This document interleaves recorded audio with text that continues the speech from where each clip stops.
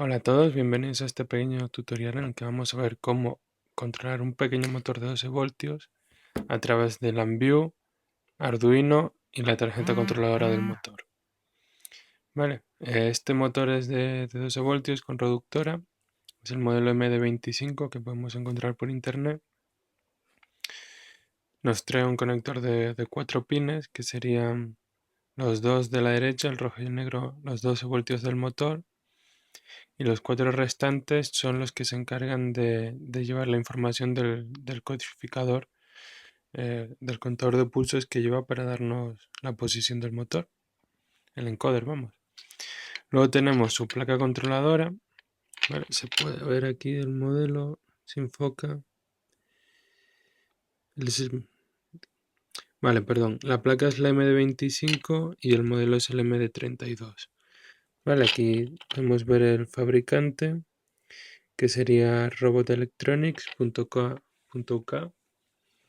Y bueno, pues simplemente tenemos capacidad para controlar dos motores. Aquí tenemos los pines de alimentación que meteremos 12 voltios para el motor y él ya tiene su propio 7805 por aquí para toda la alimentación de la electrónica. Aquí tenemos el micro encargado de controlar todo. Luego estas tiras de pines de aquí son los puertos I2C, o sea, de esta misma controladora podemos seguir poniendo en cascada 3 más, e incluso, bueno, suponiendo que necesitemos todavía más o más tipos de sensores I2C, o sea, más de 4, se podrían poner, el Arduino no tiene problema con ello. Estos 4 pines de aquí son los pines de configuración para la comunicación, ¿vale? Según los pongamos, pues son 2 pines, o sea, 4 pines, 2 estados, que diga, 2 pines. Tenemos 2 pines con 2 estados, entonces tenemos 4 posibilidades. Así como lo tengo yo sin ninguna conexión, sería comunicación I2C. Y las otras 3 posiciones que pongamos, pues, por ejemplo, 1-0, 0-1, 1-1, pues son distintos tipos de comunicaciones serial, o sea, distintas velocidades, pero bueno, en este caso lo haremos por I2C por comodidad. Y bueno, en principio de la placa tenemos aquí, importante saber, dos LED. El primero rojo, que nos indica que la alimentación es correcta, y el segundo es verde, que nos va informando de la comunicación. Aquí iría el motor 1 y aquí el motor 2, ¿vale? Ya tienen todos sus filtros para ruidos y simplemente es conectar el motor. Luego importante, vale, tendríamos aquí los pines I2C. Son 4, pero realmente nosotros podemos conectar simplemente 3. El primero es tierra, el segundo sería la señal de reloj del I2C y el tercero, el amarillo, la señal de datos. Es importante que los dos cables de señal pues tengan dos resistencias pull-up de como mínimo 2,2K. Las resistencias de pull-up lo que se hacen es simplemente desde la toma de 5 voltios que tengamos, pues se ponen entre ellas y el pin, o sea, al revés que unas pull-down que irían a tierra, estas se conectan directamente, pues en este caso las ponemos a los 5 voltios que nos trae el Arduino, las pondríamos entre ellas y los pines, ¿vale? Entonces, pues por aquí nos vienen los pines de la controladora y esos mismos pines con la resistencia se van a los dos pines del Arduino, al 4 y al 5, en caso de que sea un Arduino 1 de segunda versión. En caso de que sea un Arduino 1 de versión 3, tendríamos aquí dos pines extra que directamente ya son el puerto I2C.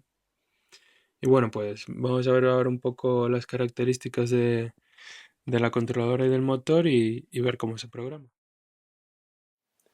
Vamos a ver ahora un poco las características de la controladora. Para ello vamos a la página del distribuidor Robot Electronics. En su buscador ponemos el modelo de la controladora. Y aquí el segundo ya simplemente lo vemos aquí, MD25 Dual H-Bridge, ¿vale?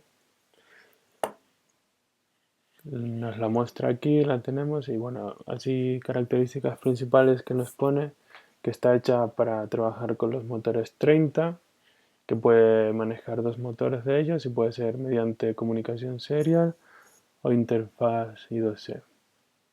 Vale, tiene dos modos de operación de que o controlamos los dos motores en su conjunto simplemente enviando un comando de velocidad y ya ella envía ese comando a los dos motores, o cada motor individualmente. Cada motor puede llevar un sentido de giro y una velocidad diferente. Vemos también que nos pone que trabaja 12 voltios y que ya ella misma saca los 5 voltios para la circuitería, que tiene un consumo total de 300 miliamperios. Cada motor puede llegar a consumir 2,8 amperios y tiene un encoder por cuadratura que nos da 360 pulsos por vuelta. Bueno, entramos ahora a la documentación, más o menos lo que explicamos antes. Arriba tenemos el pin para la alimentación en el que meteremos 12 voltios. Se puede incluso llegar a poner una batería de 7,4 voltios, pero no tendremos todo el potencial en nuestro motor, pero nos puede servir. Los pines I2C, como dijimos, pues VSC, que a nosotros no nos hace falta, los datos que corresponde al pin 4 en el Arduino, la señal de reloj, pin 5, analógico siempre, por cierto, y tierra. Aquí debajo tenemos los pines para seleccionar el modo de comunicación. Y bueno, y los motores que simplemente hay que enchufarlos, da igual. No, no nos importa un poco lo que sea cada pin. Y bueno, pues aquí tenemos selección de los jumper, pues lo que decíamos, I2C sin ningún jumper, hasta 100K de frecuencia de reloj. Si ponemos un 01 sería comunicación serial a 9600, un 10 a 19200 y un 11 a 38400. Bueno, también nos indica un poco pues lo que decíamos de que puede trabajar con una batería de 12 voltios y bueno, entre 9 y 14 no habría problema. Ya tiene los condensadores y los filtros necesarios para evitar el ruido de los motores y que nos trae dos LED indicadores, el rojo de la alimentación de la placa y el verde que implica la comunicación I2C. Pues ahora vamos a ver los detalles de la comunicación I2C y bueno, pues tenemos aquí todas las características y más o menos pues tenemos que podemos activar una regulación automática de velocidad. Bueno, está bien activada y tendríamos que enviar un comando para desactivarla. Por defecto está puesta. Luego también tiene otra característica que por defecto, que es que si en 2 segundos no recibe ninguna comunicación I2C, desactiva los motores. Si quisiésemos que esto no pasásemos, también tendríamos que enviarle algún comando. Y bueno, y aquí ya empieza el control de lo que sería la placa con los motores. Y nos pone que, bueno, que está preparada para el bus I2C, que la dirección de la misma placa se puede modificar, ya que cuando estamos trabajando en I2C puede darse la mala suerte de que tengamos dos sensores o actuadores con la misma dirección y entonces habría un conflicto, entonces pues la podemos cambiar manualmente. Pero bueno, os digo que para este caso la, la dirección es la 88 en decimal, ¿vale? Y bueno, pues podemos hacer la conversión a hexadecimal, que creo que es la 58. Y bueno, esto sería simplemente para la conexión en LabVIEW. Bueno, dice que lo podemos conectar con una gran cantidad de placas, que como son las PIC caches o chips de microchip, que son los PIC, los de Atmel, que son los VR. Y bueno, aquí tiene un módulo de memoria integrado para, para lo que son todas las operaciones que tiene que hacer. Y básicamente no necesitamos nada más. A ver luego ahora qué comandos, ¿vale? Tiene aquí el registro, entonces nosotros, por ejemplo, tendríamos que decirle, bueno, pues modifícame la velocidad del motor 1, ¿vale? Entonces, pues tendríamos que, en este registro le pondríamos el valor. Por defecto la configuración que va a tener la placa es que es un byte de 0 a 155, donde 128 es motor parado, 255 máximo giro a la derecha y 0 máximo giro a la izquierda. Se podría cambiar y que fuese de menos 127 a 128 y con el 0 la parada, pero bueno, la verdad que no hay ningún problema con tenerlo de una forma u otra. Lo siguiente que nos interesa son estos 4 registros que nos dan la posición del encoder, del primer motor. Por lo cual tendríamos 4 bytes, o sea, cada 255 vueltas.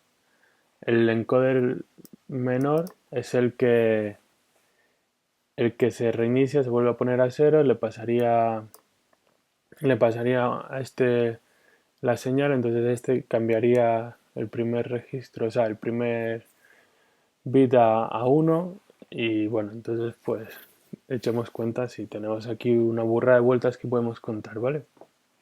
Pues por último, los dos modos que podríamos ver, los dos registros, sería el 15, que nos sirve para cambiar el modo de operación, y el 16, que son los comandos que le podemos enviar para cambiar algunos parámetros, la dirección, lo que dijimos antes de la regulación automática, la desconexión automática del motor.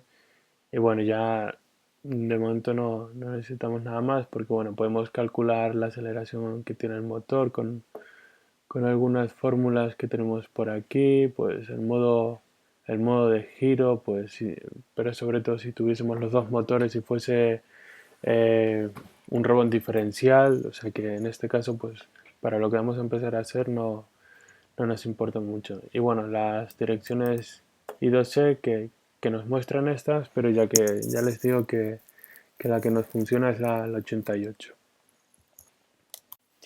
Volviendo ahora a nuestro distribuidor, tenemos aquí el motor, un MG30. Nos da poca información, pero tampoco es necesaria mucha más. Simplemente que tenemos aquí que trabaja 12 voltios, que tiene sus propios encoders, una caja de reducción de 31. La caja de reducción sería esto que sobresale, aquí estaría el motor.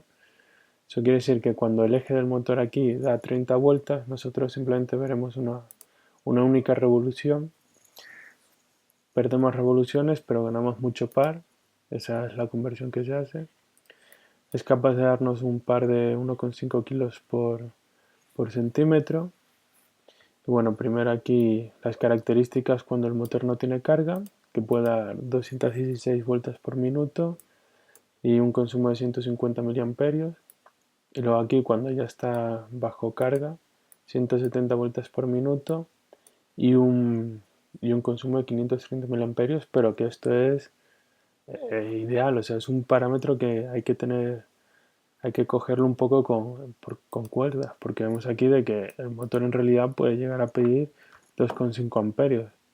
Vale, el motor al final, si el motor le manda a esquirar y tiene una posición, él simplemente es un bobinado, él va a seguir pidiendo corriente hasta que la controladora o la fuente lo corte. Entonces, él en realidad dice que tienes hasta 2 amperios y medio antes de que corra peligro el motor. Entonces, bueno, con esa corriente pues tendría un consumo de 4 vatios. Y bueno, y el encoder que nos da 360 pulsos por vueltas, más o menos un pulso por grado. Este es todo nuestro programa en LabVIEW para controlar el motor. ¿Vale? Nuestro panel frontal y nuestro diagrama de bloques a la izquierda en el fondo. Y bueno, panel frontal pues lo tenemos dividido en 3 bloques. Este abajo a la derecha, el de stop para cerrar el programa o terminar el bucle, interrumpirlo. Aquí a la derecha arriba tenemos lo que sería la lectura del encoder, que estaríamos leyendo aquí los registros 3 y 4. ¿Vale? Aquí con este indicador le podemos decir a partir de qué registro queremos que lea. Y en este caso estamos leyendo, lee a partir del registro 3, entonces este aquí sería el registro 3 y este aquí sería el registro 4. Vale, son los dos registros que necesitamos para leer el encoder, los del motor primero, los dos más bajos de los cuatro que hay, los dos menos significativos. O el bloque de la izquierda, pues lo que tenemos es aquí un dial que va asociado también a este indicador numérico, ¿vale? Que entonces aquí lo que le decimos es la posición a la que queramos que vaya el motor, el giro, ¿vale? Teniendo en cuenta que una vuelta son 360 grados, que 360 grados son una vuelta completa del motor también, o sea que tiene 360 puntos por vuelta, pues bueno, más o menos un grado por vuelta. Tenemos aquí este LED verde que nos indica si el motor ha llegado a la posición que le hemos indicado. Y aquí serían dos indicadores que es la conversión al encoder de lo que le estamos enviando. Entonces, bueno, ahora no se marca, pero bueno, entonces, como son 256 bytes por registro, entonces, pues podríamos con un solo registro leer del 0 al 255. Pero como necesitamos llegar a 360, pues entonces tenemos que usar el registro superior. Entonces, pues lo que tenemos que hacer es que si le mandamos a alguna posición, por ejemplo, alguna posición por encima de 255, lo que tenemos que hacer es que el registro menos significativo llega a 255. En ese momento el registro superior se ponga en 1 y el registro inferior ahora tiene que contar de 0 hasta 104. Hasta 105 sería la cuenta que tenemos que llevar. Entonces, bueno, eso es un poco la única complicación que tiene este programa, el hecho de tener que estar con los dos registros, modificándolo cuando pasas de 255 grados. Vale, bueno, eso, pues, esa es la única complicación y más o menos como ponerle las consignas al programa para que vaya, o sea, que gire a la izquierda o a la derecha, dependiendo de la posición del encoder y de la que le estamos mandando a nosotros. Bueno, pues ahora el diagrama de bloques, pues bueno, muy simple. Se podría hacer todavía un poco más simple, pero bueno, está bastante claro, que es lo importante para ver y aprender. Y bueno, pues como siempre tenemos que poner el bloque de inicialización del Arduino y el bloque de finalización. Recomiendo no poner nada en este bloque de Arduino, pues por el simple hecho de que si no ponemos nada, el Ambio ya se encarga de configurar, de buscar el Arduino y poner la configuración que él cree recomendable. Es que podríamos ponerle el tipo, la velocidad de comunicación, el tipo de la placa, si la conexión es USB serial o por XBee, el puerto COM que sería el Visa Resource. Y bueno, pues imaginemos que estamos conectando y desconectando el Arduino y que Windows nos da puertos COM distintos, pues entonces tendríamos que estar todo el rato pendientes de cambiar el puerto. Entonces, bueno, de esta forma lo hacen el automático. Y bueno, y antes de entrar al programa, pues también es necesario incluir el puerto de la inicialización de la comunicación I2C, ¿vale? Que pues, no lleva ningún parámetro, sino simplemente es unirlo a los hilos de Arduino y ya está. Vale, para los que no lo sepan, I2C, si tenemos nuestra paleta de Arduino, tendríamos que ir a la librería Low Level, Bus Specific, I2C, y aquí tendríamos los tres bloques. I2C es muy sencillo de usar, solo necesitamos estos tres bloques de inicialización y luego en todo el bucle leer y escribir. No hay más complicación. Entonces, bueno, pues aquí tendríamos la lectura de nuestra controladora, que nos daría en qué posición está el motor, y aquí escribimos en el motor.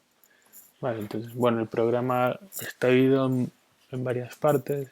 Lo primero que tenemos aquí es un código. Es un código escrito que es similar a un script que haríamos en MATLAB.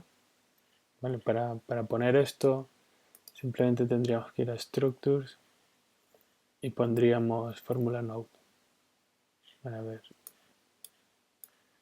aquí lo vamos a ver mejor, el Formula Node, ¿vale? Entonces podemos poner todas las entradas que queramos y las salidas que queramos, simplemente poniendo aquí botón derecho, add input o add output.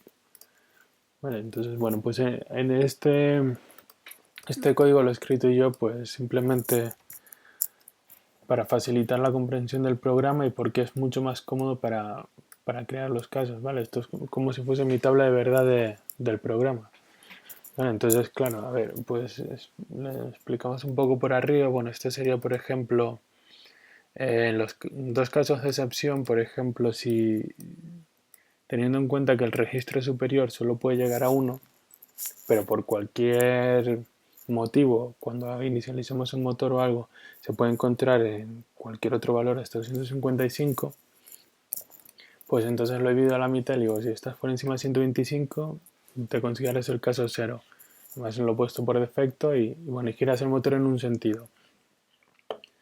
Si estás por debajo de 125, pero eres mayor que 1, eres otro caso. El siguiente caso, el tercero, es justo cuando estamos en el límite de la vuelta, ¿vale? La vuelta tendríamos en el bit más significativo un 1 y en el menos significativo un 104, que ya era un byte, no un bit. Entonces, aquí estaríamos justo en el límite de una vuelta, ¿vale? Entonces tendríamos que tener cuidado si nos pasamos un poco con el bit menos significativo, ya estaríamos, o sea, habríamos dado 361 grados y bueno, el objetivo de esto es que no podamos pasar de esa vuelta completa, ¿vale? Que tendríamos que girar en el otro sentido. Luego aquí tenemos, vale, el pot es la consigna, el potenciómetro que teníamos antes, ¿vale? Que es este de aquí. Vale, se nos marca aquí el dial y el potenciómetro. Vale, lo tenemos aquí puesto como entrada. Entonces, pues ahora son las consignas, ¿no? Si el potenciómetro vale más de 255 en estos dos casos y el registro más significativo está en 1, quiere decir que el motor actualmente se encuentra entre 255 y 360, pues ahora me compara si el registro menos significativo está... a ver, espera. Como estamos digamos que en el cuadrante superior, o sea, por encima de 155 grados, lo que hacemos es que para el registro menos significativo sería lo que vale el potenciómetro menos los 255 que vale el byte. Entonces, estamos mirando si tenemos el potenciómetro mayor en un valor superior a 255, que efectivamente el motor se encuentre entre 255 y 360, y con esto, con el LSB más 1 menos 1, lo que hacemos es compararlo con el potenciómetro para ver si el motor se encuentra por debajo de la consigna o por encima. Vale, el más 1 y el menos 1 los he puesto un poco como si fuese una pequeña histéresis, porque a veces hay algún pequeño vaivén en el motor que en cuanto llega el encoder a esa posición lo detecta, pero sigue un poco bailando, entonces a veces se queda bailando entre dos números y bueno, pues un poco para darle esa seguridad. Otra cosa sería que el potenciómetro estuviese en el cuadrante superior, como he dicho, y nuestro motor se encuentre por debajo de este. Vale, pues sería otro caso distinto. Luego, pues similar a lo que hicimos al 3 y el 4, pues son el 6 y el 7, que es si el potenciómetro está en el menos significativo, en el de 0 a 255, y el motor se encuentra también ahí, pues bueno, pues simplemente tendríamos que comparar ahora el registro menos significativo con el potenciómetro, pero esta vez sin restar los 255. Y luego por último, pues tenemos tres casos que sería ya cuando hemos llegado a la consigna, ¿vale? O sea, si vale lo mismo o si vale un valor inferior o un valor superior, pues entonces ya estaríamos en la consigna y bueno, en este caso lo que hacemos es parar el motor. Vale, entonces, bueno, a ver, así ya sabemos más o menos cómo va a estar estructurado el programa, de qué van a ser casos. Vale, se podrían haber hecho de muchísimas formas distintas, haciendo todo el rato if cases. Entonces vamos comparando primero, por ejemplo, pues si la consigna es mayor que 255 menor, sería un if, entonces ahí ponemos un true, un false, con ese true pues los casos correspondientes, con el false otros y bueno, sería una estructura más en árbol que se puede hacer perfectamente o también la podríamos hacer con lógica, ¿vale? Empezar a coger los bloques de comparación y los booleanos y entonces pues todo esto que hemos escrito aquí pues simplemente sería hacerlo con esos bloques. Entonces bueno, esto a la vista es más simple al final, o sea, más directo de ver para la gente que suele programar y bueno, pues sirve de todas las formas. Y bueno, pues como entradas, lo que habíamos comentado antes, tenemos el potenciómetro y luego también los dos registros del encoder. Para obtener los registros, bueno, pues teníamos el bloque de lectura de I2C, que simplemente conectamos como siempre los dos cables de Arduino que van recorriendo todo el programa. Y luego en el primero lo que ponemos es o sea, en el segundo pin, la dirección de nuestra controladora, ¿vale? De la dirección I2G a la que nos queremos conectar. En este caso es la 88. Los manuales y datasheet que encontramos por internet, pues nos dicen que es en hexadecimal de la B0 a la B lo que podemos modificar, pero a mí la verdad es que no me han funcionado estas direcciones y en una página por ahí pues encontré esta dirección, la probé y sí me sirvió. El 88 en decimal, si quisiésemos poner en hexadecimal, por ejemplo, vendríamos a Display Format y pondríamos hexadecimal, ¿vale? Aquí decimal y no hay problema, ¿vale? Si fuese hexadecimal, la 58, como he dicho, y bueno, y nada más octal o binario, cada uno puede emplear la codificación que quiera. Y luego el tercer pin son los bits, los registros que queremos leer, ¿vale?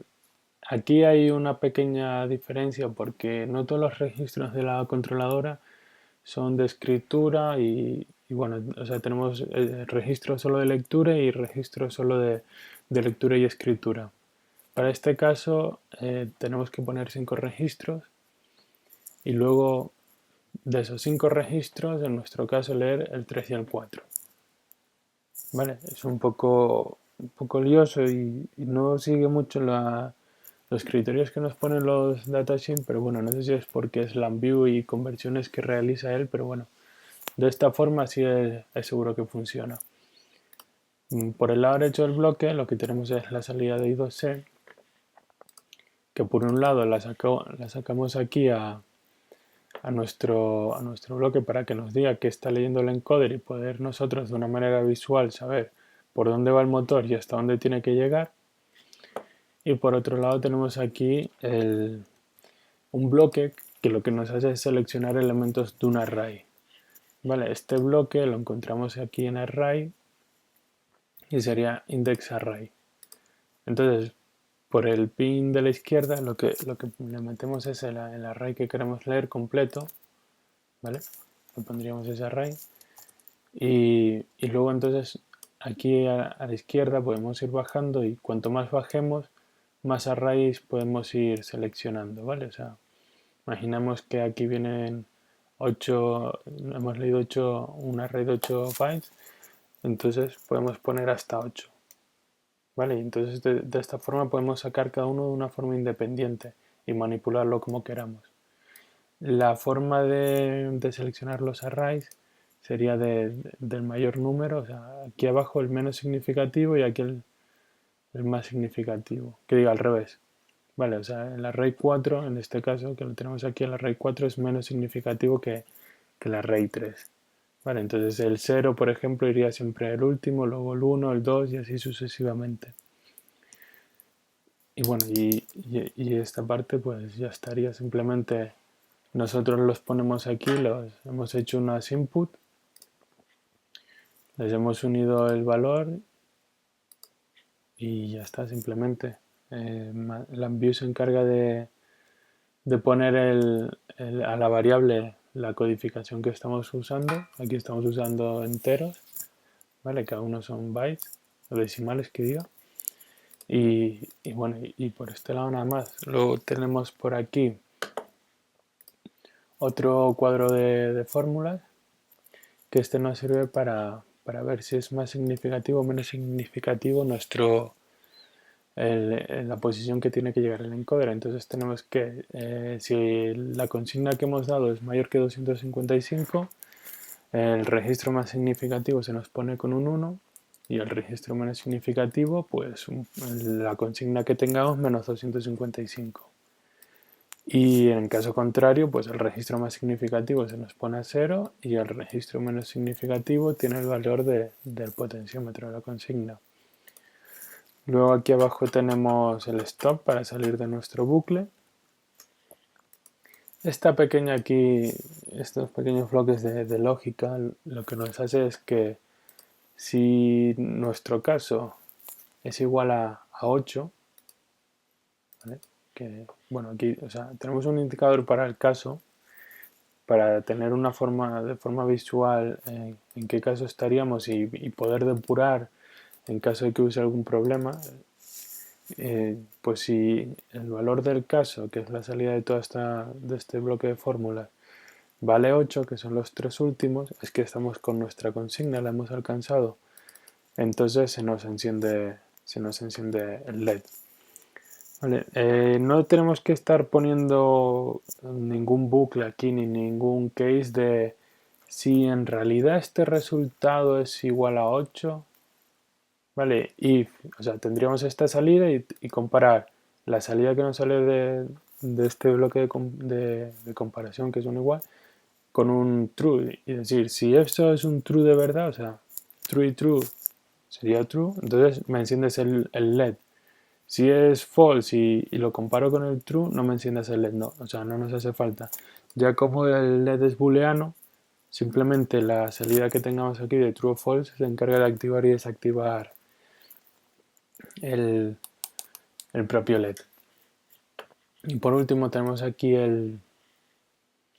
nuestros casos, o sea, la acción que haremos con nuestros casos, ¿vale? Esto es un bloque de case que lo tendríamos aquí en estructuras, en case structure, y que el case lo podemos hacer pues comparando casos booleanos, casos numéricos, creo que también con strings, pero en este caso lo vamos a hacer con casos numéricos por simplificar todo el programa.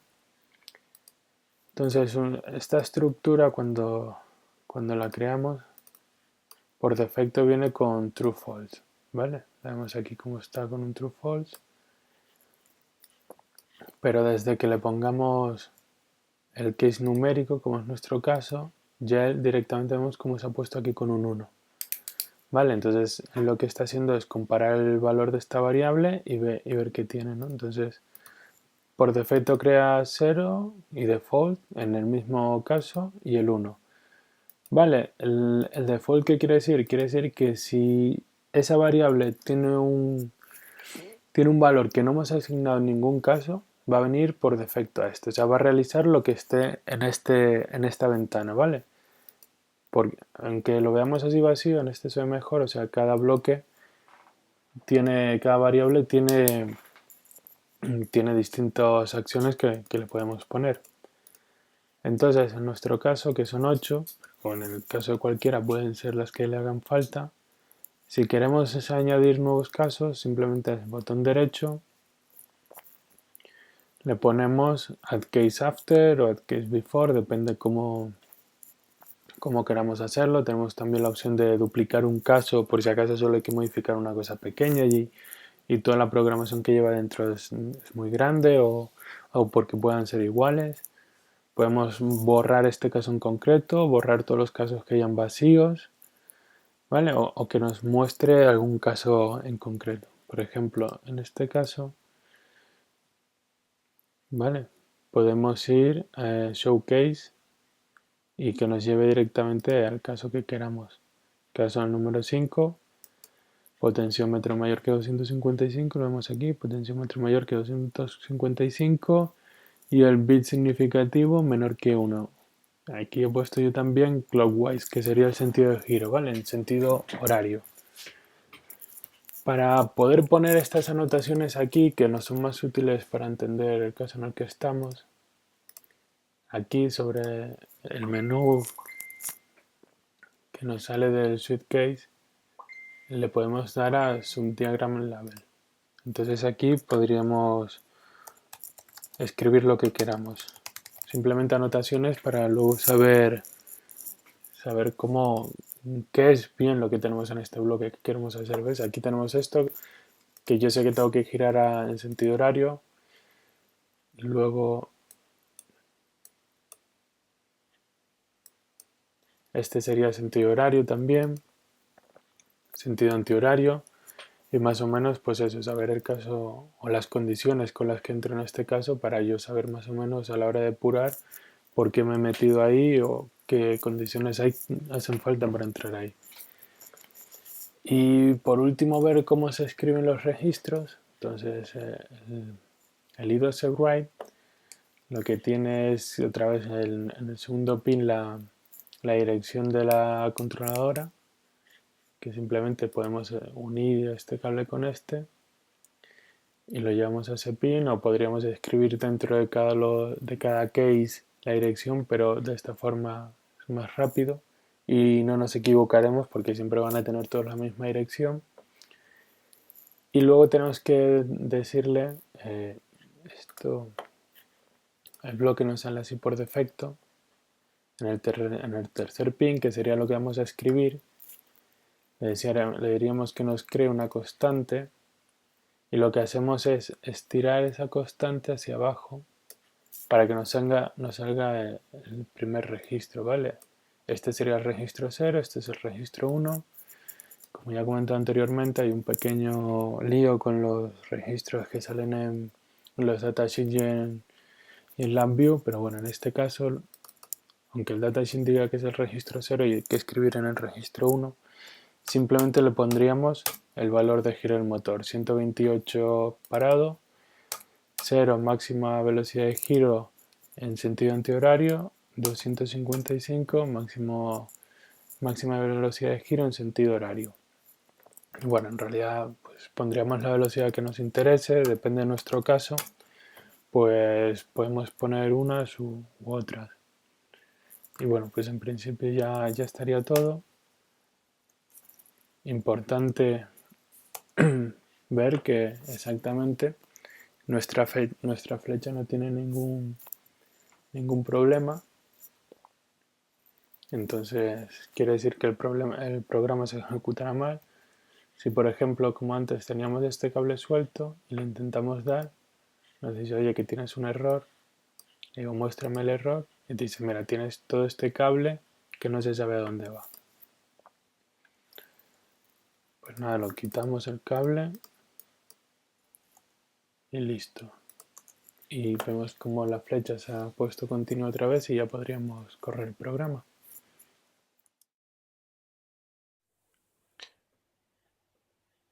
Bien, vamos a ver ahora cómo funciona el programa. Para ello tenemos ya alimentado el Arduino, ¿vale? Tenemos todas las conexiones hechas.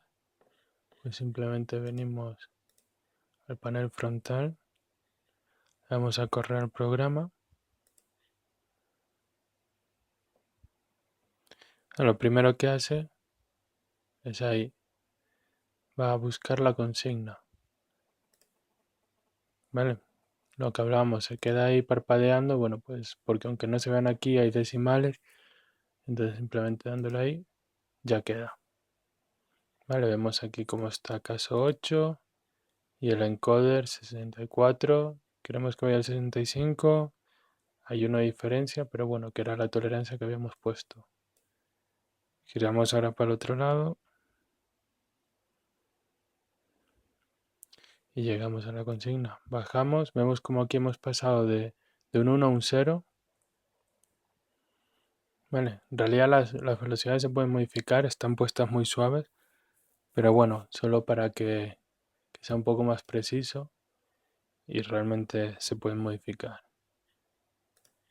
Y aquí podemos ir viendo, como ya hemos dicho, cambiando como cambia el caso, el 3, el 4, el 7, el 6, el 5. Vale, lo llevamos al origen, por ejemplo. Y debería coincidir más o menos con esta rayita negra. Bueno, pues no. Volvemos a girar.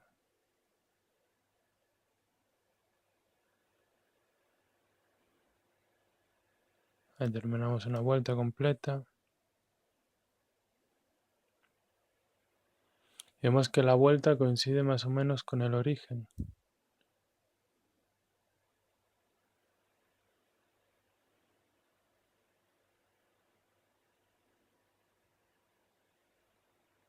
Y listo, pues vemos que funciona correctamente. Así que nada, a seguir programando.